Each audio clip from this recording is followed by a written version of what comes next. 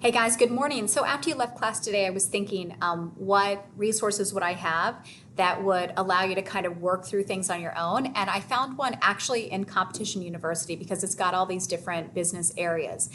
So what you would do is you're going to log into Competition University using that login and password that you can find in our class in the DECA folder titled Competition University. So I'll just show you real quick what that's going to look like. So you're going to come over, you're going to get logged into our class.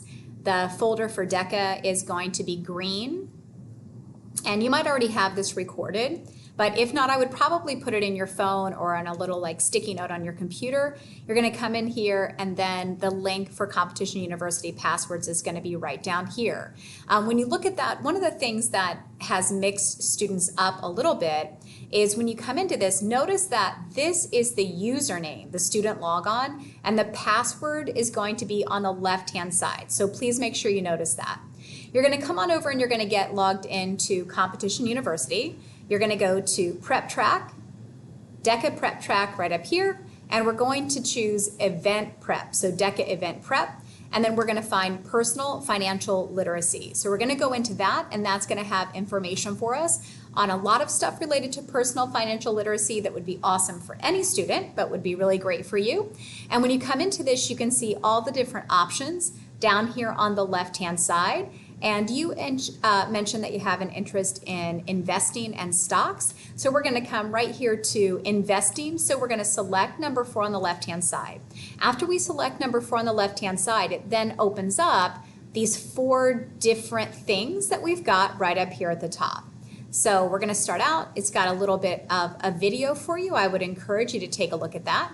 And then once you do the video, you can work your way across these tabs. So in lessons and activities, when we would work on this, I don't think you would finish this all in one setting. So the cool thing is it actually saves where you left off.